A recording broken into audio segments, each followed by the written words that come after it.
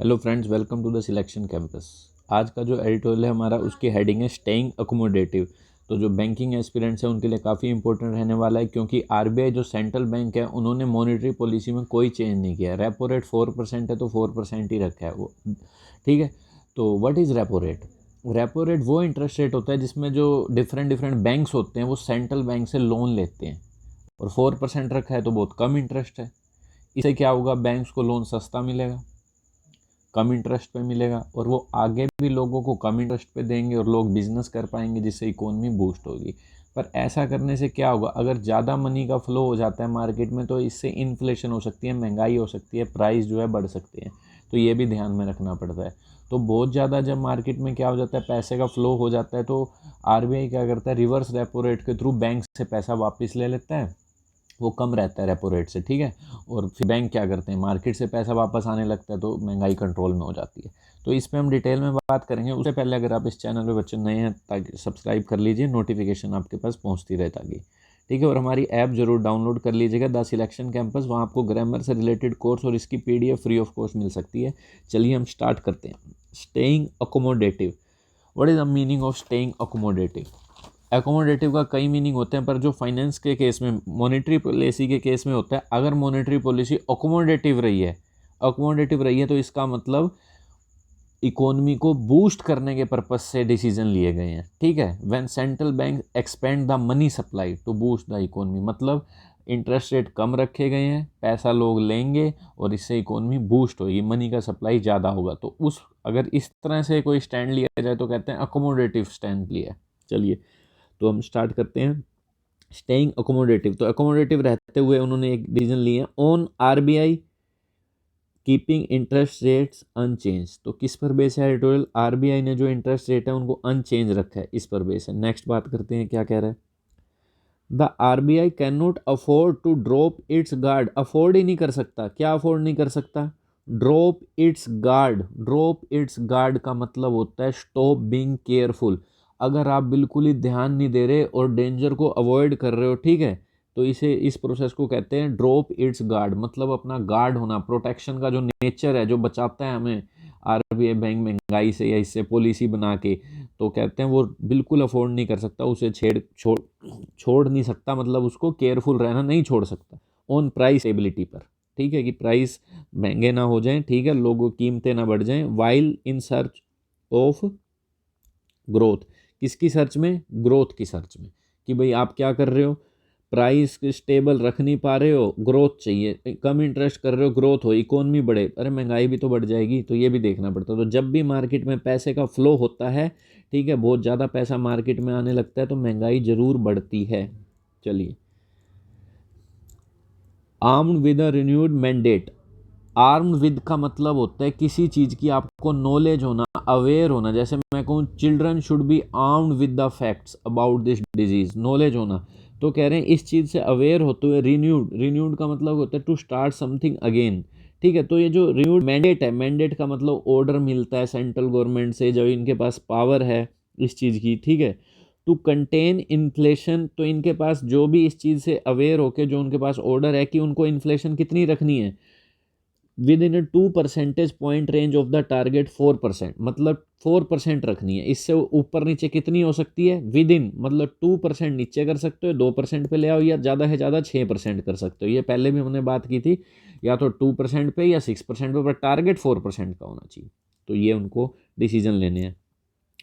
And mindful of the pandemics latest wave. और इस चीज़ का भी मतलब अवेयर होना है। माइंडफुल का मतलब क्या होता है? केयरफुल रहना है। किस चीज़ का? जो पेंडेमिक, ये जो कोरोना वायरस है, इसकी लेटेस्ट वेव आ रही है, बहुत ज़्यादा इन्फेक्शन के केस बढ़ रहे हैं, इस चीज़ का ध्यान में रखना है। द आरबीआई मॉनेटरी, ठीक है, इन्फ्लेशन भी नहीं बढ़ने देनी, और ये पेंडेमिक के कारण इकोनॉमी गिरती जा रही है, इसका भी ध्यान देना है, ठीक है। मॉनेटरी पॉलिसी कमेटी ने क्या किया है? 6 मेंबर्स की ये कमेटी होती है। हैज़ ऑप्टेड टू, क्या चूज किया उन्होंने? To reaffirm its growth supportive accommodative stands. तो उन्होंने अपना रीअफर्म का मतलब कंफर्म, फिर से रिपीट कर दिया है, वही अपना स्टैंड, ग्रोथ सपोर्टिव मतलब इंटरेस्ट रेट फिर से कम रखा है, इससे ग्रोथ होगी, लोग पैसा लेंगे, बिजनेस करेंगे, ठीक है। अकोमोडेटिव वही चीज़, इकोनॉमी को बूस्ट करने के लिए। And keep interest rates unchanged, और इंटरेस्ट रेट्स को चेंज नहीं किया, 4% किया, 5% नहीं किया, बढ़ाया नहीं है, कुछ भी नहीं बढ़ाया 4 से। द MPC, ये वही है मॉनेटरी पॉलिसी की जो कमेटी है, which met for the first time, पहली बार मिले हैं क्योंकि लॉकडाउन में तो ये मेंबर आ ही नहीं सके थे, ठीक है। In the new financial year, जो ये नया फाइनेंशियल ईयर है 21 to 22, also maintain its projection for GDP expansion in the current physical at 10.5%। इन्होंने GDP का जो एक्सपेंशन बताया कि कितनी जाएगी, 10.5%। अभी देखो कितनी नेगेटिव थी, अब ग्रोथ बता रहे हैं। IMF है जो मॉनेटरी फंड इंटरनेशनल, उन्होंने 12.5% बताई है, वर्ल्ड बैंक ने 10% बताई है। तो इस तरह पूछ सकते हैं, तो मॉनेटरी पॉलिसी कमेटी ने इतना इन पे कहा है कि इतनी एक्सपेंड हो सकती है, इतना फोरकास्ट किया है इस ईयर में। किसके बावजूद, नोट विद स्टैंडर्ड का मतलब होता है डिस्पाइट, किस चीज़ के बावजूद, the risk to the forecast, की रिस्क हो सकता है उनकी ये जो भविष्यवाणी कर रहे हैं। फोरकास्ट का मतलब क्या होता है, simple, to say what you expect to happen in the future, future में क्या होगा। रिस्क किस चीज़ का है, फ्रॉम द करंट, किसके बावजूद, रिस्क के बावजूद, इनकी भविष्यवाणी में रिस्क है। क्यों रिस्क है, from the current upsurge in novel coronavirus cases and associated localised lockdowns, मतलब जो अपसर्ज, अपसर्ज का मतलब बढ़ रहा है, क्या बढ़ रहा है, कोरोना वायरस के केसेस बढ़ रहे हैं। अपसर्ज का मतलब बहुत ज़्यादा इंक्रीज होना, ठीक है। और एसोसिएटेड, और इससे रिलेटेड जो लॉकडाउन भी लग रहे हैं कई शहरों में, मुंबई के शहर में लग गया, पंजाब में लग गया, तो ये भी लग रहे हैं। तो कह रहे हैं इसके बावजूद भी ये कैसे कह रहे हैं कि 10.5 हो जाएगी, जो इनकी भविष्यवाणी में रिस्क है। चलो एक्सप्लेनिंग, तो इन्होंने ऐसा क्यों किया 4%, इसका रीज़न दिया इन्होंने। एक्सप्लेनिंग द रेशनल, रेशनल का मतलब क्या होता है, रेशनल का मतलब होता है रीज़न, किसी चीज़ का रीज़न, रीज़न तो दोगे ना भाई क्यों करा ऐसा, ठीक है।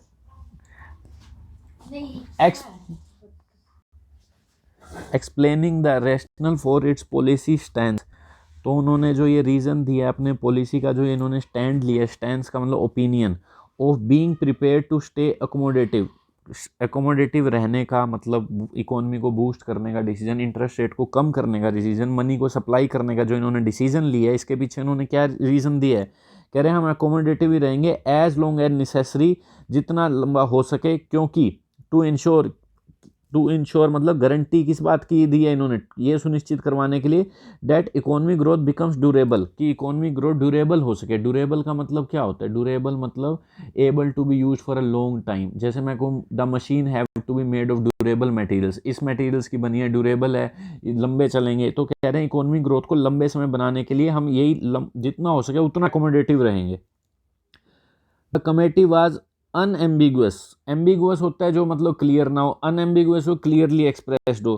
तो कमेटी जो थी, ये जो 6 मेंबर की कमेटी थी, पूरी क्लियरली एक्सप्रेस किया उन्होंने अपनी बात को, डेट इट एक्शंस, जो इनका जो एक्शन है, were born of the need, किस चीज नीड से ये पैदा हुआ है, बोर्न ऑफ नीड का मतलब कोई चीज हुई है बिकॉज इट वाज नेसेसरी, कि इनको ये एक्शन लेने पड़े, क्यों, to stay supportive at a time, क्योंकि इनको सपोर्टिव रहना पड़ेगा उस समय पर, किस समय पर, when there was a real threat that the renewed jump, renewed का मतलब फिर से, start something again, jump in कोविड-19 इन्फेक्शन, तो कह रहे हैं फिर से कोविड-19 के इन्फेक्शन में जंप हो रहा है, इकोनॉमी फिर से डाउन हो जाएगी, तो हमें ये डिसीजन फिर से लेना पड़ा।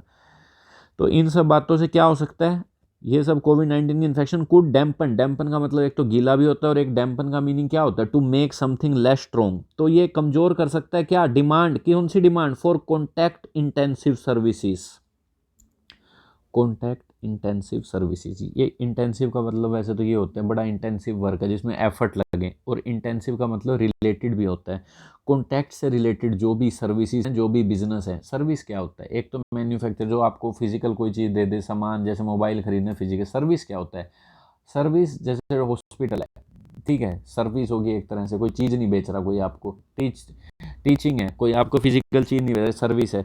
तो ये ऐसे ही है, जैसे काउंसलिंग करते हैं, सर्विस है। तो ये कह रहे हैं तो कॉन्टैक्ट से रिलेटेड सर्विसेज है ना, जिसमें हमें कॉन्टैक्ट में आना पड़ता है एक दूसरे के, तो उनकी डिमांड तो फिर से कम हो जाएगी, क्योंकि लोग तो घर बैठे रहेंगे इस कोविड-19 के कारण, लॉकडाउन के कारण। तो इस चीज़ से ग्रोथ को क्या होगा, ग्रोथ इम्पल्सिस, इम्पल्स का मतलब क्या होता है, इम्पल्स एक ड्राइविंग फोर्स होती है जो आपको कुछ करने के लिए वो करती है, मोटिवेशन देती है, इम्पल्स। तो ये जो ग्रोथ का जो मोटिवेशन है, ग्रोथ की जो क्या कह सकते हो आप, इसमें इंस्पिरेशन है, सडन फीलिंग है, एक इम्पल्स होता है sudden wish to do something, driving force है, अर्ज है। तो जो ग्रोथ है ये रुक जाएगी, रीस्ट्रेन का मतलब स्टॉप, रुक जाएगी, इस कारण से इन्होंने ये डिसीजन लिए। एंड प्रोलोंग, और प्रोलोंग का मतलब यहाँ वर्ब है, प्रोलोंग लंबा खिंच जाएगा, रिटर्न टू नॉर्मल सी, बहुत टाइम लग जाएगा नॉर्मल कंडीशन में आने में, तो इसलिए हमें ये डिसीजन लेना पड़ा, इंटरेस्ट रेट को कम करने लगा। प्राइस को कह रहे हैं हम बाद में देख लेंगे क्या बढ़ता है कि नहीं।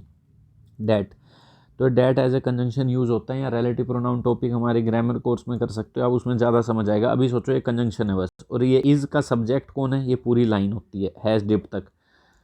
तो कह रहे हैं इसको आप क्या कर सकते हो, इट भी मान सकते हो। कैसे, इस पूरी लाइन को इट मान लो।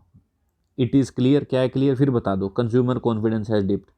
तो कह रहे हैं कंज्यूमर कॉन्फिडेंस जो है गिर चुका है, ये पूरी बात का सब्जेक्ट इज है। एज द एमपीसी नोटेड, ये एक्स्ट्रा लाइन है, ठीक है, कमेटी ने जो नोट किया। कंज्यूमर का जो कॉन्फिडेंस है डिप्ड हो चुका है। डिप का मतलब जैसे कुछ डुबो देते हो, डिप कर देते हो, to go down to a lower level, गिर चुका है, ठीक है। क्यों गिर चुका है, क्योंकि कह रहे हैं जो कंज्यूमर का जो कॉन्फिडेंस है वो पूरी तरह से लो लेवल पे आ चुका है, जैसा कि एमपीसी ये मेंबर ऑफ कमेटी ने नोट किया। ये क्लियर साइन है, ये साफ साफ साइन है डेट अनसर्टेनिटी, जो अनिश्चितता है, अनसर्टेनिटी है, अनप्रिडिक्टेबिलिटी है कि क्या होगा आगे। क्लाउड्स वर्ब का काम कर रहा है, बादल छा जाना। द आउटलुक फॉर ग्रोथ, छिपा लिया। क्लाउड का मतलब क्या होता है, it make it different for you to understand clearly. तो इस अनसर्टेनिटी ने समझना मुश्किल कर दिया है कि आउटलुक क्या होगा। आउटलुक का मतलब क्या होता है, फ्यूचर की कंडीशन, जो ग्रोथ की है वो कैसी होगी, फ्यूचर की कंडीशन, फ्यूचर में क्या होगा, फ्यूचर सिचुएशन, आउटलुक, ठीक है। आउटलुक का अपना अंडरस्टैंडिंग, अपना सोचने का नज़रिया भी होता है, एक आउटलुक फ्यूचर की सिचुएशन भी होती है, ठीक है। तो ग्रोथ का जो फ्यूचर की कंडीशन है वो कैसी रहेगी, अनसर्टेनिटी ने, इस अनसर्टेनिटी जो भी चल रही है इसे क्लाउड कर लिया, मतलब डिफिकल्ट कर दिया समझने में, छिपा लिया।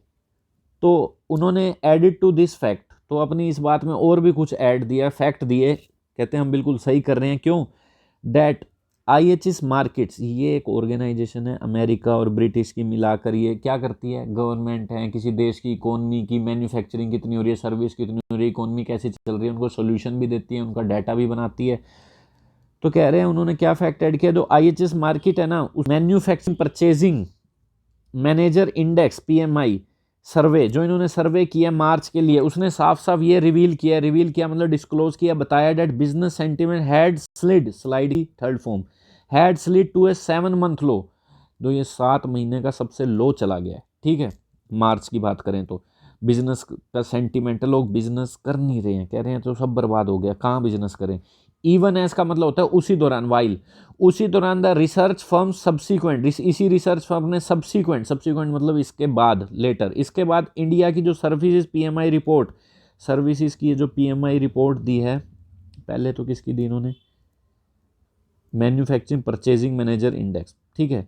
अब इन्होंने कहा इसके बाद जो इंडिया की सर्विसेज PMI रिपोर्ट दी है इन्होंने कि सर्विस सेक्टर, मैन्युफैक्चर सेक्टर कैसे काम कर रहा है, इससे साफ शोड, ये साफ दिखा रही है, ये रिपोर्ट भी यही देती है कंपनी, ये जो ऑर्गेनाइजेशन है, both manufacture and services companies continue to shed jobs, दोनों मैन्युफैक्चर और सर्विस कंपनी ने जारी करिए, क्या जारी किया है, शेड जॉब। शेड का मतलब निकाल देना एम्प्लॉय को, शेड का मतलब जो आपको नहीं चाहिए उसे छुटकारा पा लेना, to get rid of something that is not wanted for a 13 महीने से ये होता आ रहा है। देखो सर्विस सेक्टर में, मैन्युफैक्चरिंग सेक्टर में, दोनों में लोग निकाले जा रहे हैं।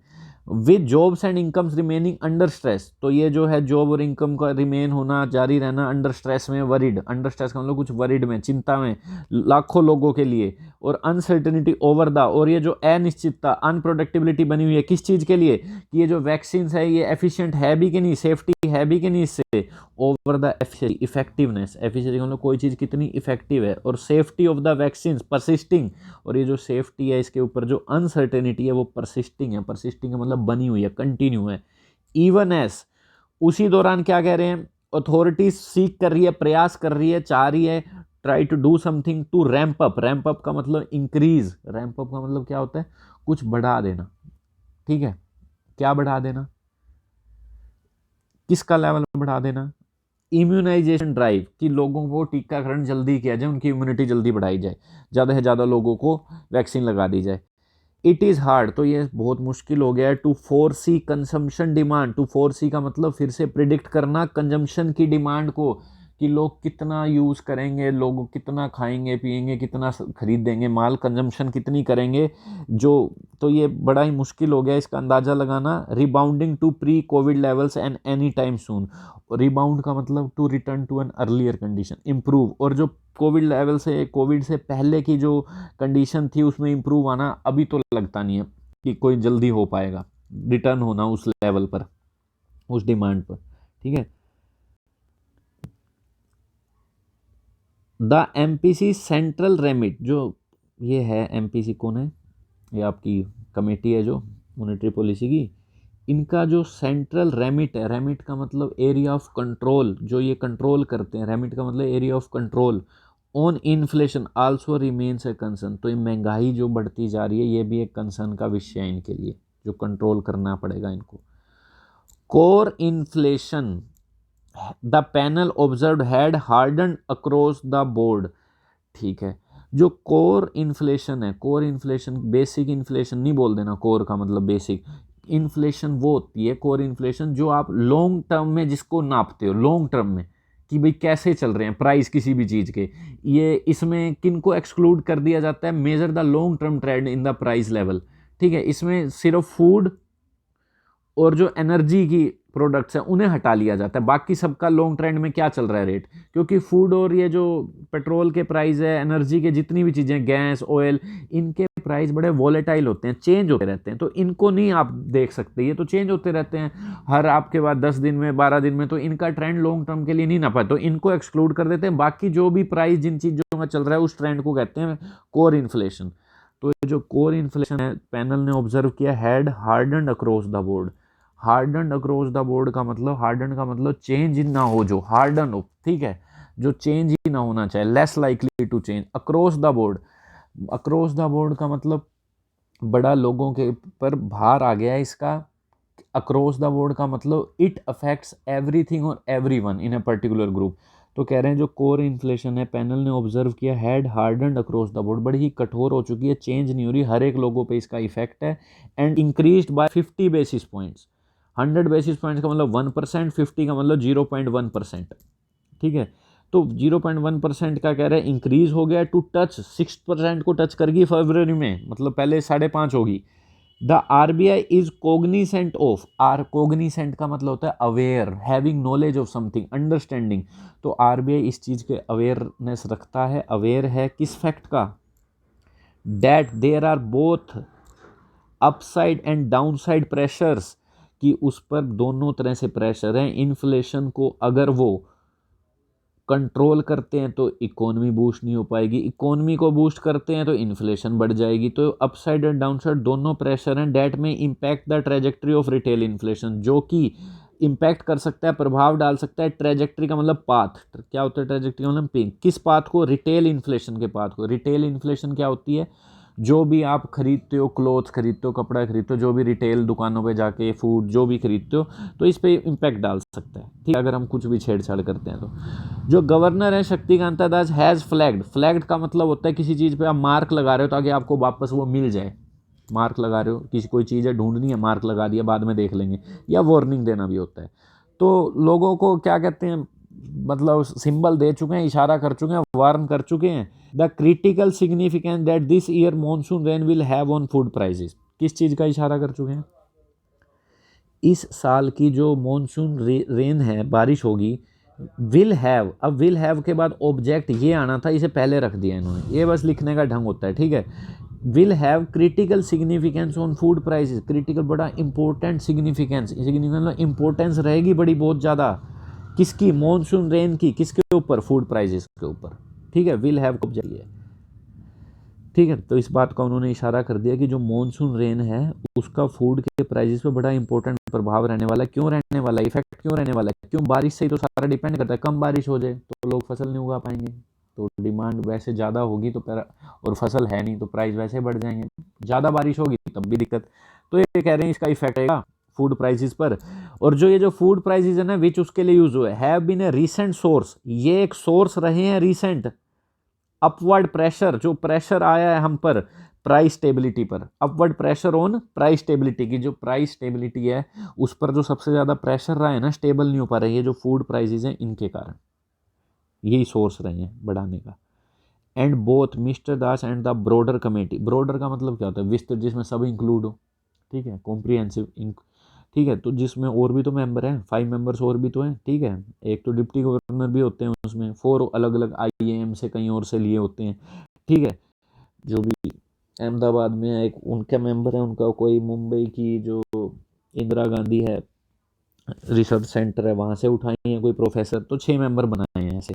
हैव स्ट्रेस्ड, इन्होंने किस बात पे जोर दिया, द वाइटल नीड, जरूरी need for the centre and state, कि सेंटर और स्टेट किस जरूरत पे दिए कि सेंटर और स्टेट जो है ना इनिशिएट करें, स्टार्ट करें सम कोऑर्डिनेटेड एक्शन, कुछ कोऑर्डिनेटेड एक्शन मतलब मिलकर एक कोऑर्डिनेशन बनाकर क्या करें, to ease the tax burden, जो टैक्स बर्डन है उसे आसान कर दें। ईज का मतलब किस पर, जो पेट्रोलियम प्रोडक्ट्स है, इतना टैक्स लगा रहे हो, कहाँ ले जाओगे इतना पैसा खा के, दोनों मिलजुल के कुछ लोगों की मदद कर दो, क्योंकि पेट्रोल के कारण क्या होता है, अरे भाई ट्रक में पेट्रोल डलेगा, डीजल डलेगा तो क्या होगा, वो सामान उठा के लाएगा इधर से उधर, पेट्रोल महंगा, सामान महंगा, तो इनपुट कॉस्ट अपने आप महंगी, तो बाकी चीज़ें अपने आप भी महंगी हो जाएगी पेट्रोल के कारण। वो कहेंगे हमारा तो पेट्रोल इतना लग गया इधर से उधर लाने में, तो कह रहे हैं सबसे बड़ा एक्शन है, उन्होंने कहा टैक्स बर्डन को सही करो, क्योंकि ये टैक्स बर्डन क्या देखते हुए, the ripple second round effect at the high cost of transport fuel.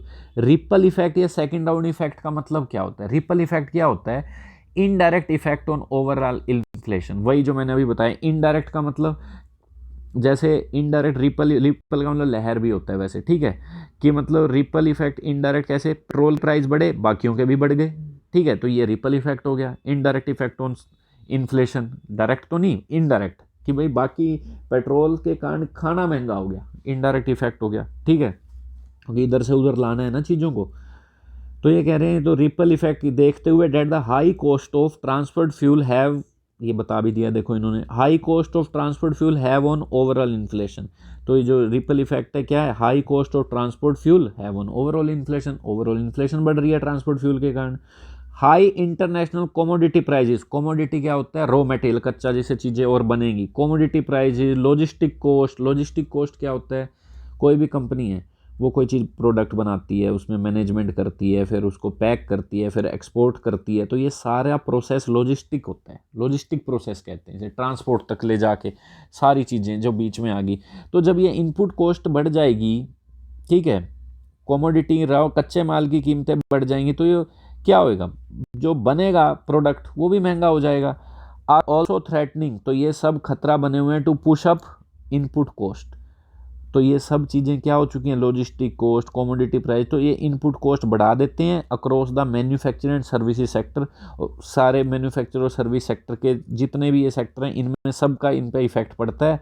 जो कि पोज का मतलब create a real challenge create होता है टू पॉलिसी मेकर्स के लिए, अब क्या करें, गिवन डैट इट इज़, तो ये सब देखते हुए it is far harder to influence these variables, कौन से वेरिएबल्स, ये जो हैं, ये जो वेरिएबल है कमोडिटी प्राइस, लॉजिस्टिक कॉस्ट, तो ये लॉजिस्टिक कॉस्ट तो लगेगी, और कच्चा माल तो महंगा होगा, पेट्रोल महंगा होगा, तो इनको तो चेंज ही नहीं किया जा सकता, तो कह रहे हैं इन पे प्रभाव नहीं जाया जाता, इन वेरिएबल्स पे, ये तो लगेगा लोगों का जो मेहनत है, जो कॉस्ट है वो तो लगेगी, इनको तो चेंज नहीं करा जा सकता, ठीक है। तो with the RBI's own March survey on inflation expectation, RBI का अपना जो मार्च का सर्वे है इन्फ्लेशन पे, इन्होंने क्या एक्सपेक्टेशन रखी है, जो ये एक्सपेक्टेशन है ये साफ साफ दिखाती है, अर्बन हाउस होल्ड, शहर के हाउस होल्ड, हाउस होल्ड क्या होता है, हाउस होल्ड के 2 मीनिंग होते हैं, एक तो किसी घर में रहने वाले लोगों को हाउस होल्ड कहा जाता है, और उस घर में यूज़ होने वाले सामान, पंखा, टीवी, वो भी हाउस होल्ड है। तो ये कह रहे हैं जो शहर के हाउस होल्ड है उनका प्राइस भी क्या एक्सपेक्ट होता है, एक्सेलरेट हो जाएगा ओवर ए 1 ईयर होरिजन, 1 साल की लिमिट तक तो ये भी बढ़ेगा। होरिजन का मतलब क्या होता है, लिमिट, एक ऐसी लिमिट जहाँ पे तुम कुछ देख सकते हो, ठीक है, वो क्या होता है, होरिजन, तो ये कह रहे हैं उस लिमिट तक तो बढ़ेगा ये भी। तो monetary authorities can monetary authorities के जो मेंबर हैं कैन इल अफोर्ड का मतलब अफोर्ड नहीं कर सकते, एम्बैरेसिंग हो जाएगा, आप अफोर्ड ही नहीं कर सकते, टू ड्रॉप देयर गार्ड, कि अपनी जो प्रोटेक्शन करने का, केयरफुल होना, लोगों को बचाना, इसको आप छोड़ ही नहीं सकते ऑन प्राइस स्टेबिलिटी पर। ड्रॉप देयर गार्ड का मतलब ना, यूँ बस याद कर लो इस इडियम को, कि अपने गार्ड होने की जो इनकी क्या कहते हैं, इनको रिस्पॉन्सिबिलिटी दी गई है गार्ड होने की, वो छोड़ नहीं सकते, ठीक है। केयरफुल रहना, वैसे ड्रॉप देयर गार्ड, केयरफुल रहना डेंजर से। प्राइस स्टेबिलिटी का ये जो खतरा है कि प्राइस स्टेबल रही है, इन्हें कभी भी नहीं छोड़ सकते। अनेबल टू अफोर्ड, कि भाई अवेयर रहना ही पड़ेगा इनको। फॉर का मतलब बिकॉज भी होता है, क्योंकि एट स्टेक, क्योंकि दाव पे क्या लगा है, is there hard earned credibility. Hard earned credibility मतलब मुश्किल से कमाई हुई इनकी ट्रस्ट वर्दीनेस, क्रेडिबिलिटी, जिस पे लोग विश्वास करते हैं। Many politicians have lost their credibility, खो चुके हैं लोग, विश्वास ही नहीं करते। तो मुश्किल से कमाई है, दाव पे लगी है कि क्या करना है अब इनको, इकोनॉमी बूस्ट करनी है और इन्फ्लेशन से भी लोगों को बचाना है। तो ये हमारा एडिटोरियल था, बार बार रीड करिएगा, समझ आएगा। तेज़ी से इसलिए करवाना पड़ता है क्योंकि टाइम थोड़ा हम पे कम रहता है, पर आप बार बार धीरे धीरे सुनिएगा, आपको समझ आएगा। ऐप को डाउनलोड कर लीजिए। Thank you. वीडियो शेयर कर दीजिए।